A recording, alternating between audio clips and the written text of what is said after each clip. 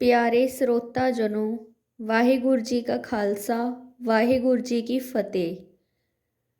ਅਤੀ ਮਹੱਤਵਪੂਰਨ ਸਵਾਲਾਂ ਦੇ ਜਵਾਬ ਭਾਗ 72। ਆਓ ਸੁਣਦੇ ਹਾਂ।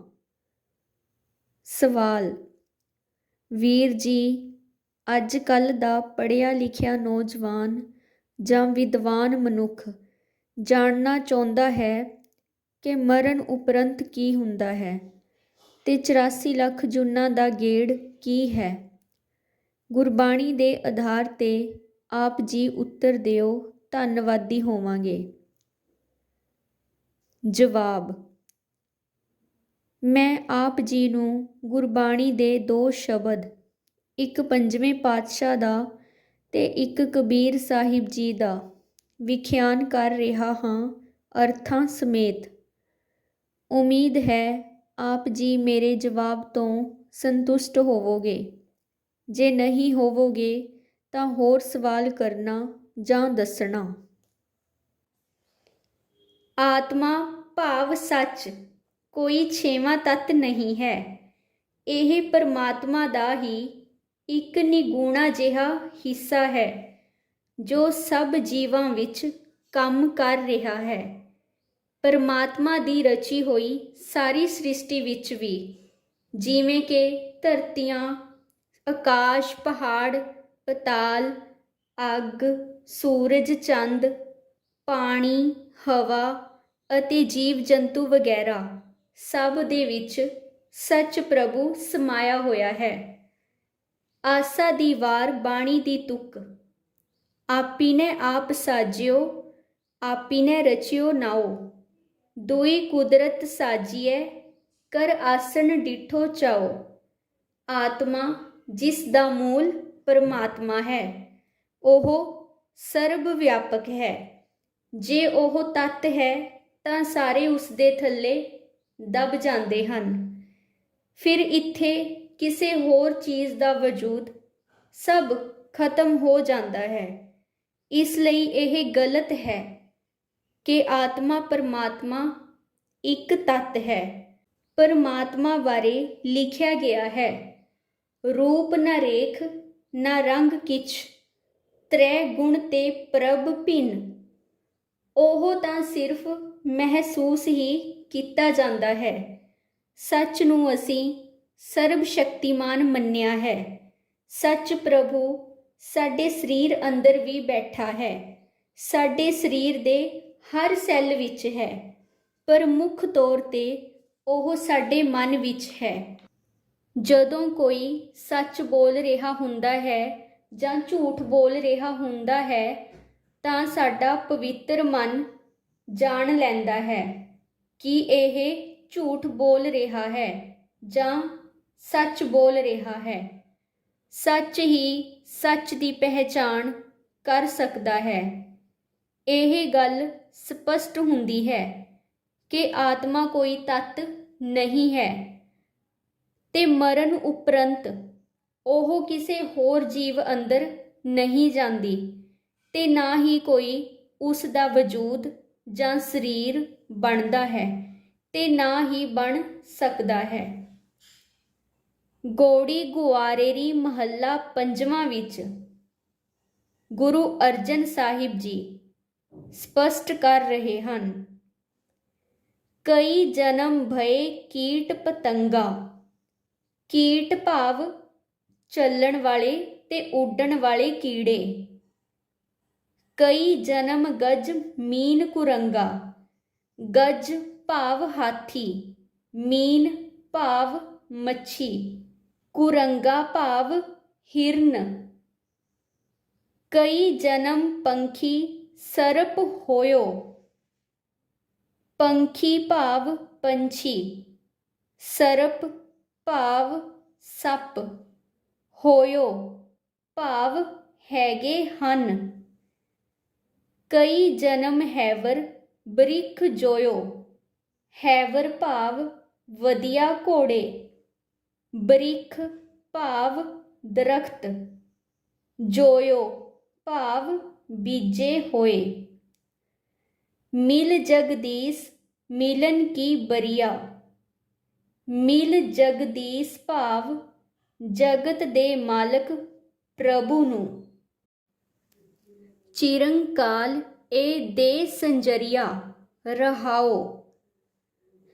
ਚਿਰੰਕਾਲ ਭਾਵ ਚਿਰਾਂ ਤੋਂ, ਸੰਜਰੀਆ ਭਾਵ ਸਿੰਜਣਾ, ਸਿੰਜਦੀ ਆ ਰਹੀ ਦੇ। ਕਈ ਜਨਮ ਸੈਲ ਗਿਰ ਕਰਿਆ। ਸੈਲ ਭਾਵ ਪੱਥਰ, ਗਿਰ ਭਾਵ ਪਹਾੜ, ਕਰਿਆ ਭਾਵ ਬਣਾਏ ਹਨ।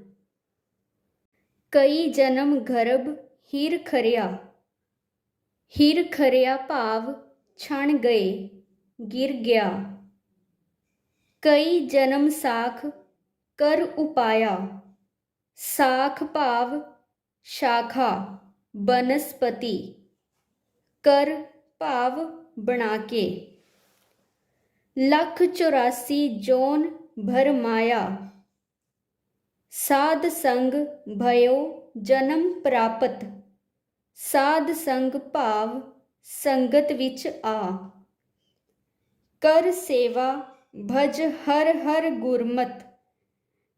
ਭਜ ਭਾਵ ਭਜਨ ਕਰ। ਤਿਆਗ ਮਾਨ ਝੂਠ ਅਭਿਮਾਨ। ਜੀਵਤ ਮਰੈ ਦਰਗਹਿ ਪਰਵਾਨ। ਜੀਵਤ ਮਰੈ ਭਾਵ ਜੇ ਤੂੰ ਆਪਾ ਭਾਵ ਵੱਲੋਂ ਮਰੇ। ਜੋ ਕਿਛ ਹੋਆ ਸੋ ਤੁਝ ਤੇ ਹੋਗ। ਤੁਝ ਤੇ ਭਾਵ ਪ੍ਰਭੂ ਪਾਸੋਂ। ਹੋਗ ਭਾਵ ਹੋਵੇਗਾ। ਅਵਰ ਨਾ ਦੂਜਾ ਕਰਨੈ ਜੋਗ ਭਾਵ ਕਰਨ ਦੀ ਸਮਰੱਥਾ ਵਾਲਾ। ਤਾਂ ਮਿਲੀਏ ਜਾਂ ਲਹਿ ਮਿਲਾਏ, ਕਹੋ ਨਾਨਕ ਹਰ ਹਰ ਗੁਣ ਗਾਏ। ਭਾਵ ਅਰਥ। ਪੰਜਵੇਂ ਪਾਤਸ਼ਾਹ ਬੜੇ ਵਿਸਥਾਰ ਵਿੱਚ ਸਾਨੂੰ ਮਨੁੱਖਾਂ ਨੂੰ ਸਮਝਾ ਰਹੇ ਹਨ ਕਿ ਪਰਮਾਤਮਾ ਨੇ ਜਦੋਂ ਸਾਰੀ ਸ੍ਰਿਸ਼ਟੀ ਕੁਦਰਤ ਇੱਕ ਵਾਕ ਦੁਆਰਾ ਸਾਜ ਦਿੱਤੀ ਸੀ ਤਾਂ ਆਪਣੀ ਸ਼ਕਤੀ ਉਹਨਾਂ ਵਿੱਚ ਭਰ ਦਿੱਤੀ ਸੀ ਤੇ ਸਾਰੇ ਜੀਵ ਜੰਤੂ, ਬਨਸਪਤੀ ਸਭ ਕੁਝ ਜ਼ਿੰਦਾ ਹੋ ਗਏ ਸਨ। ਇਸ ਕਰਕੇ ਕਿਹਾ ਜਾਂਦਾ ਹੈ ਕਿ ਪ੍ਰਭੂ ਸਰਬ ਵਿਆਪਕ ਹੈ, ਸਭ ਕੁਝ ਵਿੱਚ ਵਿਰਾਜਮਾਨ ਹੈ। ਤਾਂ ਹੀ ਤਾਂ ਸਾਰੇ ਆਪਣਾ ਆਪਣਾ ਜੀਵਨ ਜੀ ਰਹੇ ਹਨ। ਉਦਾਹਰਣ ਦੇ ਤੌਰ ਤੇ ਕੁਝ ਜੂਨਾਂ ਦਾ ਨਾਮ ਲੈ ਕੇ ਵਰਣਨ ਕੀਤਾ ਹੈ ਕਿ ਕਈ ਜਨਮ ਭਾਵ ਜੀਵਨ ਭਏ ਵਰਤਮਾਨ ਕਾਲ ਵਿੱਚ ਸ਼ੁਰੂ ਕਰਦੇ ਹਨ ਕਿ ਪਰਮਾਤਮਾ ਨੇ ਕਈ ਜੀਵਨ ਜਿਵੇਂ ਕਿ ਕੀੜੇ ਪਤੰਗੇ, ਹਾਥੀ, ਮੱਛੀ, ਹਿਰਨ, ਪੰਛੀ, ਸਰਪ ਪੈਦਾ ਕਰ ਦਿੱਤੇ। ਇਹ ਸਾਰੀਆਂ ਜੂਨਾਂ ਵਿਚਰ ਰਹੀਆਂ ਹਨ। ਭਏ ਸ਼ਬਦ ਦਾ ਮਤਲਬ ਹੈ ਕਿ ਇਹ ਸਾਰੀਆਂ ਜੂਨਾਂ ਹੈਗੀਆਂ ਹਨ। ਫਿਰ ਕਹਿੰਦੇ ਹਨ ਕਿ ਕਈ ਜ਼ਿੰਦਗੀਆਂ ਹੈਵਰ ਘੋੜੇ ਤੇ ਦਰਖਤਾਂ ਦੇ ਬੀਜ ਦਿੱਤੇ। ਬਹੁਤ ਸ਼ੁਰੂ ਤੋਂ ਜਦੋਂ ਆਦਿ ਮਨੁੱਖੀ ਜੋੜੇ ਨੂੰ ਵੀ ਰਚਿਆ ਗਿਆ ਸੀ। ਗੁਰੂ ਜੀ ਰਹਾਉ ਦੀ ਪੰਕਤੀ ਵਿੱਚ ਕਹਿੰਦੇ ਹਨ, ਮਿਲ ਜਗਦੀਸ਼ ਮਿਲਨ ਕੀ ਬਰੀਆ।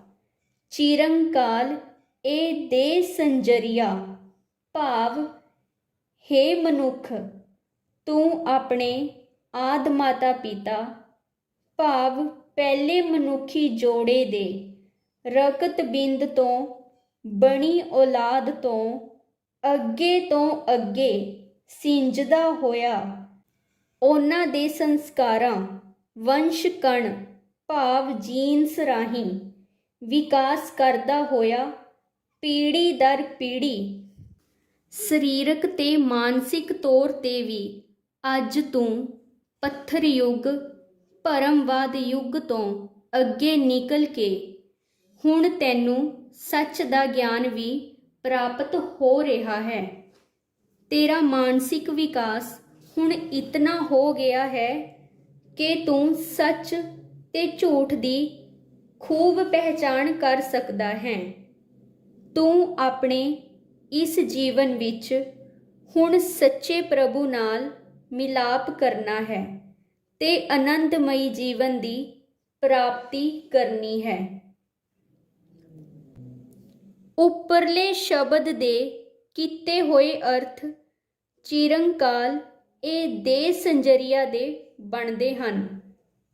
ਅਗਲੇ ਪੈਰੇ ਵਿੱਚ ਲਿਖੀਆਂ ਜੂਨਾਂ ਵੀ ਇਸ ਧਰਤੀ ਤੇ ਵਿਚਰ ਰਹੀਆਂ ਹਨ। ਕਈ ਜ਼ਿੰਦਗੀਆਂ ਪੱਥਰਾਂ ਤੇ ਪਹਾੜਾਂ ਦੀਆਂ ਵੀ ਬਣਾ ਦਿੱਤੀਆਂ ਹਨ। ਕਈ ਜ਼ਿੰਦਗੀਆਂ ਬੱਚੇਦਾਨੀਆਂ ਵਿੱਚ ਬੱਚਾ ਪੂਰਨ ਹੋਣ ਤੋਂ ਪਹਿਲਾਂ ਹੀ ਗਿਰ ਜਾਂਦਾ ਹੈ ਤੇ ਉਹ ਜ਼ਿੰਦਗੀਆਂ ਅਧੂਰੀਆਂ ਰਹਿ ਜਾਂਦੀਆਂ ਹਨ।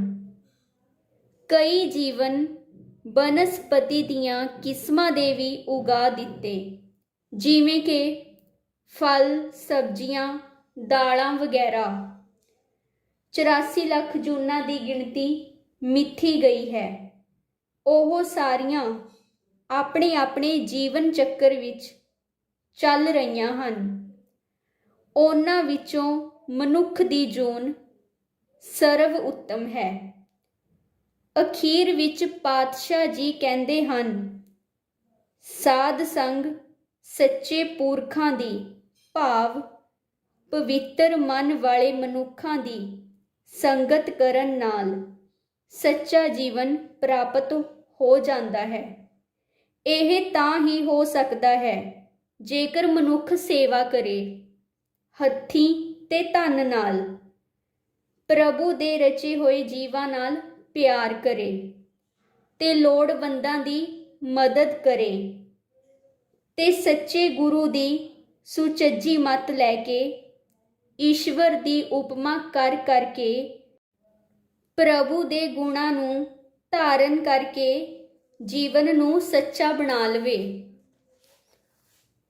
ਨਾਲ ਹੋਰ ਨਸੀਹਤ ਦਿੰਦੇ ਹਨ ਕਿ ਤਿਆਗ ਦੇ ਮਾਨ ਨੂੰ, ਆਪਣੇ ਅਭਿਮਾਨ ਨੂੰ ਤਿਆਗ ਦੇ, ਇਹਨਾਂ ਦਾ ਤਿਆਗ ਕਰ ਦੇ ਤੇ ਜਿਉਂਦਿਆਂ ਹੋਏ ਹੀ ਆਪਣੀ ਹਉਮੈ ਨੂੰ ਮਾਰ ਲੈ ਤੇ ਈਸ਼ਵਰ ਪ੍ਰਭੂ ਦੇ ਦਰ ਤੇ ਪ੍ਰਵਾਨ ਹੋ ਜਾ। ਪ੍ਰਭੂ ਦਾ ਦਰ ਸਰਬ ਵਿਆਪਕ ਹੈ ਤੇ ਉਹ ਹਰ ਜਗ੍ਹਾ ਸਮਾਇਆ ਹੋਇਆ ਹੈ। ਉਸ ਦੇ ਦਰ ਦੀ ਚੁਗਾਠ ਹਰ ਜਗ੍ਹਾ ਹੈ। ਇਸ ਕਰਕੇ ਕਿਹਾ ਗਿਆ ਹੈ ਕਿ ਪ੍ਰਭੂ ਸਭ ਜੀਵਾਂ ਵਿੱਚ ਹੈ। ਇਹ ਤੇਰੇ ਜੀਵਨ ਦਾ ਮਕਸਦ ਹੈ, ਕਿਉਂਕਿ ਤੇਰਾ ਜੀਵਨ ਸਰਵਸ਼੍ਰੇਸ਼ਟ ਹੈ। ਤੇਰਾ ਮਨੁੱਖੀ ਜੀਵਨ ਹੀ ਸੁਚੱਜਾ ਜੀਵਨ, ਭਾਵ ਪਵਿੱਤਰ ਜੀਵਨ ਬਣ ਸਕਦਾ ਹੈ। ਇਸ ਲਈ ਤੂੰ ਸ਼ੁਭ ਕਰਮ ਕਰਨੇ ਹਨ, ਤਾਂ ਹੀ ਤੇਰਾ ਈਸ਼ਵਰ ਨਾਲ ਮਿਲਾਪ ਹੋਵੇਗਾ। ਤੇ ਇਹ ਸਭ ਕੁਝ ਕਰਦੇ ਹੋਏ ਤੂੰ ਆਪਣੇ ਮਨ ਵਿੱਚ ਇਹ ਗੱਲ ਰੱਖ ਕਿ ਜੇ ਮੈਂ ਚੰਗਾ ਇਨਸਾਨ ਬਣ ਗਿਆ ਹਾਂ ਤਾਂ ਇਹ ਪ੍ਰਭੂ ਕਿਰਪਾ ਦੁਆਰਾ ਹੀ ਹੋ ਸਕਿਆ ਹਾਂ। ਉੱਪਰਲੇ ਗੁਰਬਾਣੀ ਸ਼ਬਦਾਂ ਤੇ ਅਮਲ ਕਰਨ ਨਾਲ ਫਿਰ ਦੁਬਾਰਾ ਅਭਿਮਾਨ ਪੈਦਾ ਨਹੀਂ ਹੋਵੇਗਾ, ਜੋ ਕਿ ਪ੍ਰਭੂ ਤੇ ਸਾਡੇ ਮਨੁੱਖਾਂ ਦੇ ਵਿਚਕਾਰ ਦੀਵਾਰ ਖੜੀ ਕਰਦਾ ਹੈ।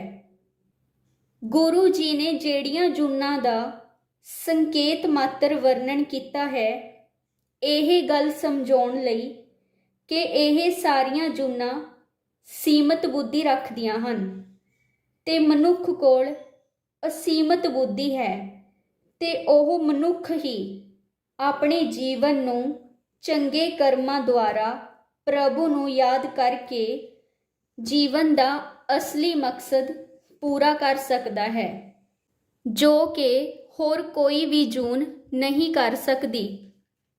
ਨੋਟ ਨੰਬਰ 1, ਜੇਕਰ ਅਸੀਂ 84 ਲੱਖ ਜੂਨਾਂ ਕੱਟ ਕੇ ਆਉਂਦੇ ਹਾਂ ਤਾਂ ਮਨੁੱਖੀ ਜੀਵਨ ਵਿੱਚ ਆਪਣੇ ਸਾਰੇ ਪਾਪ ਧੋ ਕੇ ਆ ਜਾਂਦੇ ਹਾਂ। ਤਾਂ ਫਿਰ ਗੁਰੂ ਸਾਹਿਬ ਨੂੰ ਕੀ ਲੋੜ ਪੈ ਗਈ ਸੀ ਸਮਝਾਉਣ ਦੀ ਕਿ ਤੂੰ ਸੱਚੇ ਕਰਮ ਕਰ ਤੇ ਪ੍ਰਭੂ ਨੂੰ ਮਿਲ।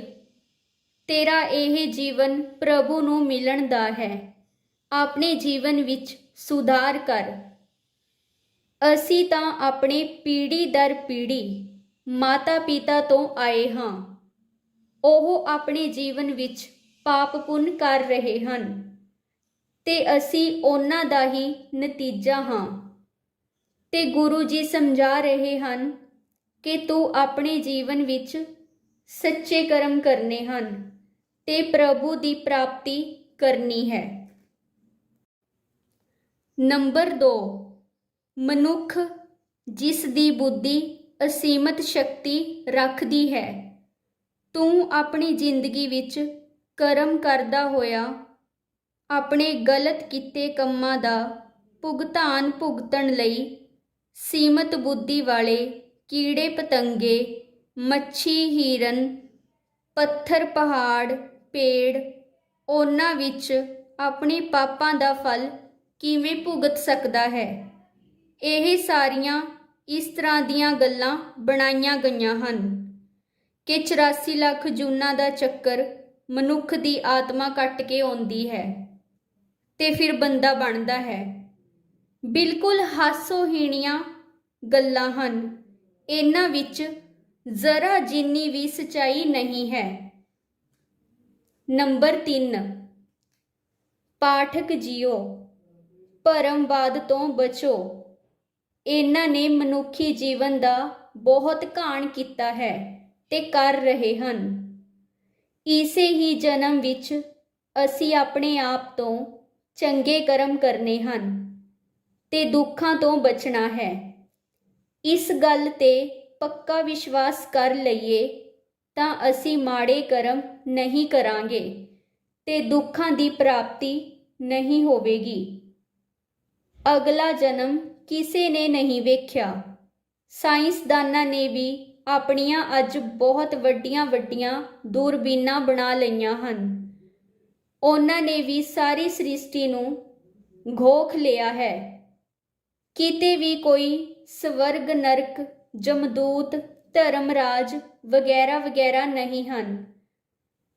ਇਸ ਗੱਲ ਦੀ ਪੁਸ਼ਟੀ 6-7 ਸਾਲ ਪਹਿਲਾਂ ਮਹਾਨ ਵਿਗਿਆਨੀ ਸਟੀਫਨ ਹਾਕਿੰਗ ਨੇ ਆਪਣੀ ਅਖੀਰਲੀ ਕਿਤਾਬ ਵਿੱਚ ਕੀਤੀ ਹੈ ਕਿ ਸ੍ਰਿਸ਼ਟੀ ਵਿੱਚ ਕਿਤੇ ਵੀ ਕੋਈ ਇਸ ਤਰ੍ਹਾਂ ਦਾ ਕੁਝ ਨਹੀਂ ਹੈ। ਨੰਬਰ 4, ਜੇਕਰ ਅਸੀਂ ਸਭ ਯਕੀਨ ਕਰ ਲਈਏ ਕਿ ਇਸੇ ਜਨਮ ਵਿੱਚ ਜੋ ਅੱਜ ਸਾਡੇ ਸਾਹਮਣੇ ਹੈ ਸੁੱਖ ਦੁੱਖ ਤੇ ਕਰਮ ਫਲ ਹਨ, ਫਿਰ ਅਸੀਂ ਮਾੜੇ ਕਰਮਾਂ ਤੋਂ ਬਚਾਂਗੇ। ਜੇ ਇਹ ਸਮਝ ਲਈਏ ਕਿ ਅਗਲੇ ਜਨਮ ਵਿੱਚ ਇਹਨਾਂ ਦਾ ਫਲ ਮਿਲਦਾ ਹੈ ਤਾਂ ਫਿਰ ਅਸੀਂ ਕੁਕਰਮ ਕਰਾਂਗੇ। ਸਾਨੂੰ ਇਹ ਜਨਮ ਚੰਗੇ ਕਰਮ ਕਰਕੇ ਸੁਖੀ ਬਿਤਾਉਣਾ ਚਾਹੀਦਾ ਹੈ। ਉੱਪਰ ਦਿੱਤੇ ਗਏ ਵਿਚਾਰਾਂ ਦੀ ਪੁਸ਼ਟੀ ਭਗਤ ਕਬੀਰ ਸਾਹਿਬ ਜੀ ਇਸ ਸ਼ਬਦ ਵਿੱਚ ਕਰਦੇ ਹਨ। ਰਾਗ ਭੈਰੋਂ, ਬਾਣੀ ਭਗਤ ਕਬੀਰ ਜੀ ਕੀ, ਅੰਗ 1161। ਗੁਰੂ ਗ੍ਰੰਥ ਸਾਹਿਬ ਜੀ ਵਿੱਚ ਕਹਿੰਦੇ ਹਨ, ਸਭ ਕੋਈ ਚਲਨ ਕਹਿਤ ਹੈ ਊਹਾਂ, ਨਾ ਜਾਨੋ बैकुंठ है कहाँ। रहाओ आप का मरम न जाना, बातन ही बैकुंठ बखाना। जब लग मन बैकुंठ की आस, तब लग नाही चरण निवास। खाई कोट ना परल पगारा, ना जानो बैकुंठ द्वारा। कह कबीर अब कहिए काहे, साध संगत बैकुंठ आहे। पद अर्थ सब कोई भाव हर कोई, हरेक बंदा। ऊਹਾਂ ਭਾਵ ਉਸ ਬੈਕੁੰਠ ਵਿੱਚ ਨਾ ਜਾਣੋ ਭਾਵ ਮੈਂ ਨਹੀਂ ਜਾਣਦਾ, ਮੈਨੂੰ ਤਾਂ ਪਤਾ ਨਹੀਂ। ਕਹਾਂ ਭਾਵ ਕਿੱਥੇ। ਮਰਮ ਭਾਵ ਭੇਦ। ਬਾਤਨ ਹੀ ਭਾਵ ਨਿਰੀਆਂ ਗੱਲਾਂ ਨਾਲ। ਬਖਾਨਾ ਭਾਵ ਬਿਆਨ ਕਰ ਰਹੇ ਹਨ। ਮਨ ਭਾਵ ਹੇ ਮਨ। ਖਾਈ ਭਾਵ ਕਿਲੇ ਦੇ ਦੁਆਲੇ ਡੂੰਘੀ ਤੇ ਚੌੜੀ ਖਾਈ ਜੋ ਕਿਲੇ ਦੀ ਰਾਖੀ ਲਈ ਪਾਣੀ ਨਾਲ ਭਰੀ ਰੱਖੀ ਦੀ ਹੈ। ਕੋਟ ਭਾਵ ਕਿਲਾ। ਪਰਲ ਭਾਵ ਸ਼ਹਿਰ।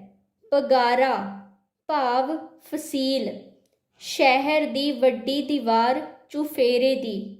ਕਾਹੇ ਭਾਵ ਕਿਸ ਨੂੰ। ਆਹੇ ਭਾਵ ਹੈ। ਭਾਵ ਅਰਥ। ਭਗਤ ਕਬੀਰ ਜੀ ਕਹਿੰਦੇ ਹਨ ਕਿ ਇਹ ਗੱਲ ਹਰ ਕੋਈ ਕਹਿ ਰਿਹਾ ਹੈ ਕਿ ਮੈਂ ਵੀ ਮਰਨ ਉਪਰੰਤ ਉੱਥੇ ਅਪੜਨਾ ਹੈ ਜਿੱਥੇ ਬੈਕੁੰਠ ਭਾਵ ਸਵਰਗ ਹੈ। ਪਰ ਕਬੀਰ ਜੀ ਕਹਿੰਦੇ ਹਨ ਮੈਨੂੰ ਤਾਂ ਸਮਝ ਨਹੀਂ ਆਈ ਕਿ ਲੋਕ ਜਿਹੜਾ ਭਰਮ ਪਾਲੀ ਬੈਠੇ ਹਨ ਉਹਨਾਂ ਦਾ ਬੈਕੁੰਠ ਕਿੱਥੇ ਹੈ। ਬੈਕੁੰਠ ਦੇ ਚਾਹਵਾਨ ਲੋਕਾਂ ਨੇ ਆਪਣੇ ਆਪ ਦਾ ਤਾਂ ਭੇਦ ਪਾਇਆ ਹੀ ਨਹੀਂ ਤੇ ਆਪਣੇ ਸਰੀਰ ਦਾ ਵੀ ਭੇਦ ਨਹੀਂ ਪਾਇਆ। ਬਸ ਬੈਕੁੰਠ ਬੈਕੁੰਠ ਆਖਦੇ ਰਹਿੰਦੇ ਹਨ। ਹੇ ਮਨੁੱਖ, ਜਦ ਤੱਕ ਤੇਰੀਆਂ ਬੈਕੁੰਠ ਦੀਆਂ ਆਸਾਂ ਹਨ ਜੋ ਅਸਲ ਵਿੱਚ ਹੈ ਹੀ ਨਹੀਂ, ਤਦ ਤੱਕ ਤੇਰਾ ਪ੍ਰਭੂ ਨਾਲ ਮਿਲਾਪ ਨਹੀਂ ਹੋ ਸਕਦਾ। ਭਾਵ ਤੇਰੇ ਵਿੱਚ ਪ੍ਰਭੂ ਦੇ ਗੁਣ ਪੈਦਾ ਨਹੀਂ ਹੋ ਸਕਦੇ ਕਿਉਂਕਿ ਤੂੰ ਕਦੇ ਸੱਚੇ ਪ੍ਰਭੂ ਨੂੰ ਜਾਣਿਆ ਹੀ ਨਹੀਂ ਤੇ ਭਰਮ ਵਿੱਚ ਵਿਚਰ ਰਿਹਾ ਹੈ। ਅੱਗੇ ਕਬੀਰ ਸਾਹਿਬ ਕਹਿੰਦੇ ਹਨ ਕਿ ਮੈਨੂੰ ਤਾਂ ਪਤਾ ਨਹੀਂ ਕਿ ਇਹਨਾਂ ਦੇ ਬੈਕੁੰਠ ਦਾ ਦਰਵਾਜ਼ਾ ਕਿਹੋ ਜਿਹਾ ਹੈ, ਕਿਹੋ ਜਿਹੀ ਬੈਕੁੰਠ ਦੀ ਚਾਰ ਦੀਵਾਰੀ ਹੈ, ਅੱਗੇ ਖਾਈ ਵੀ ਬਣੀ ਹੋਈ ਹੈ, ਕਿਹੋ ਜਿਹਾ ਉਹਨਾਂ ਦਾ ਬੈਕੁੰਠ ਨਗਰ ਹੈ। ਇਹ ਬੇਸਮਝ ਗੁੰਮਰਾਹ ਹੋਏ ਲੋਕ ਇਹ ਗੱਲ ਸਮਝਦੇ ਹੀ ਨਹੀਂ ਕਿ ਅੱਗੇ ਕਿਤੇ ਵੀ ਬੈਕੁੰਠ ਨਹੀਂ ਹੈ ਤੇ ਇਹ ਗੱਲ ਇਹਨਾਂ ਲੋਕਾਂ ਨੂੰ ਕਿਵੇਂ ਸਮਝਾਈਏ ਕਿ ਸਾਧ ਸੰਗਤ ਹੀ ਬੈਕੁੰਠ ਹੈ ਤੇ ਬੈਕੁੰਠ ਇੱਥੇ ਹੀ ਹੈ, ਇਸੇ ਹੀ ਧਰਤੀ ਤੇ ਹੈ ਜਿੱਥੇ ਪ੍ਰਭੂ ਦੇ ਸੱਚੇ ਨਾਮ ਦੀ ਵਿਆਖਿਆ ਹੁੰਦੀ ਹੈ। ਉਹ ਹੀ ਸਾਧ ਸੰਗਤ ਹੈ, ਉਹ ਹੀ ਬੈਕੁੰਠ ਹੈ। ਸਰੋਤਾ ਜਨੋ, ਆਓ ਵਿਚਾਰ ਕਰਦੇ ਹਾਂ ਕਿ ਕਿਸੇ ਵੀ ਸ਼ਬਦ ਦੇ ਅਰਥ ਸਹੀ ਨਾ ਕੱਢੇ ਜਾਣ ਤਾਂ ਅਨਰਥ ਹੋ ਜਾਂਦਾ ਹੈ। ਜਿਵੇਂ ਕਿ ਇਹ ਲੋਕ ਸੁਖੀਏ ਪਰਲੋਕ ਸੁਹੇਲੇ, ਨਾਨਕ ਹਰ ਪ੍ਰਭ ਆਪੇ ਮੇਲੇ। ਇਸ ਦਾ ਅਰਥ ਇਹ ਲੈ ਲੈਂਦੇ ਹਨ ਕਿ ਇਹ ਲੋਕ ਦਾ ਮਤਲਬ ਇਹ ਜਨਮ ਤੇ ਪਰਲੋਕ ਦਾ ਮਤਲਬ ਮਰਨ ਤੋਂ ਬਾਅਦ ਜਿਹੜਾ ਜਨਮ, ਜਦੋਂ ਕਿ ਪਰਲੋਕ ਦੇ ਅਰਥ ਹਨ ਭਵਿੱਖ।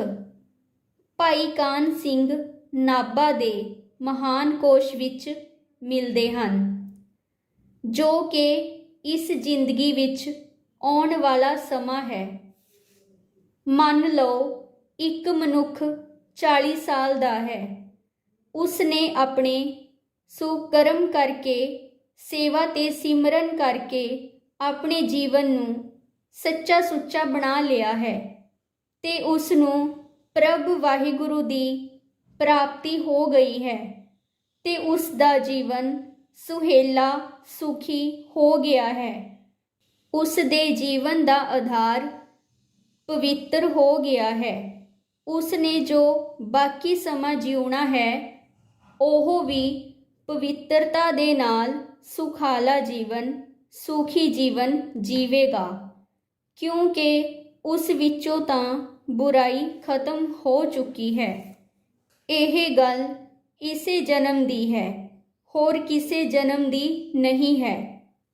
ਦੂਜੀ ਉਦਾਹਰਣ, ਨਾਨਕ ਦਾਸ ਮੁਖ ਤੇ ਜੋ ਬੋਲੇ, ਇਹਾਂ ਉਹਾਂ ਸੱਚ ਹੋਵੈ। ਇਹਾਂ ਉਹਾਂ ਦੇ ਅਰਥ ਲਏ ਜਾਂਦੇ ਹਨ। ਇਹਾਂ ਭਾਵ ਇਹ ਜਨਮ, ਉਹਾਂ ਭਾਵ ਅਗਲਾ ਜਨਮ, ਮਰਨ ਤੋਂ ਬਾਅਦ ਵਾਲਾ। ਜਦੋਂ ਕਿ ਇਹਾਂ ਦਾ ਅਰਥ ਹੈ ਇੱਥੇ, ਉਹਾਂ ਦਾ ਅਰਥ ਹੈ ਉੱਥੇ। ਗੁਰੂ ਨਾਨਕ ਸਾਹਿਬ ਜੀ ਇਹ ਕਹਿੰਦੇ ਹਨ ਕਿ ਮੈਨੂੰ ਜੋ ਬਾਣੀ ਪ੍ਰਭੂ ਦੁਆਰਾ ਭੇਜੀ ਗਈ ਹੁੰਦੀ ਹੈ, ਉਹ ਮੇਰੇ ਮੂੰਹ ਤੋਂ ਨਿਕਲੀ ਹੋਈ, ਉਹ ਹਰ ਜਗ੍ਹਾ ਹਰ ਵੇਲੇ ਸੱਚ ਹੁੰਦੀ ਹੈ, ਕਿਉਂਕਿ ਉਹ ਬਾਣੀ ਵਾਹਿਗੁਰੂ ਦੀ ਭੇਜੀ ਹੋਈ ਹੁੰਦੀ ਹੈ।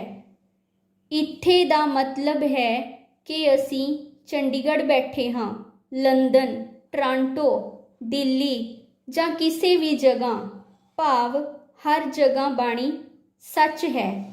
ਅਗਲੇ ਜਨਮ ਦੀ ਤਾਂ ਗੱਲ ਕੋਈ ਹੁੰਦੀ ਹੀ ਨਹੀਂ, ਸਭ ਕੁਝ ਵਿਅਰਥ ਹੈ।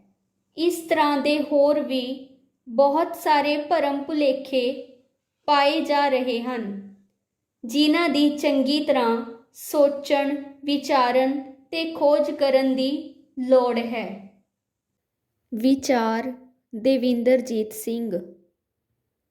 ਪਿਆਰੇ ਸਰੋਤਾ ਜਨੋ, ਨਿਰੋਲ ਸੱਚ ਦਾ ਗਿਆਨ ਟੀਵੀ ਚੈਨਲ ਜੋ ਸੱਚ ਦੇ ਪ੍ਰਚਾਰ ਲਈ ਹੈ, ਇਸ ਨੂੰ ਰੋਜ਼ਾਨਾ ਸੁਣੋ ਜੀ ਤੇ ਆਪਣੇ ਮਿੱਤਰਾਂ ਤੇ ਰਿਸ਼ਤੇਦਾਰਾਂ ਵਿੱਚ ਇਸ ਚੈਨਲ ਨੂੰ ਸ਼ੇਅਰ ਕਰੋ ਜੀ ਤੇ ਸਬਸਕ੍ਰਾਈਬ ਵੀ ਕਰਵਾਓ ਜੀ।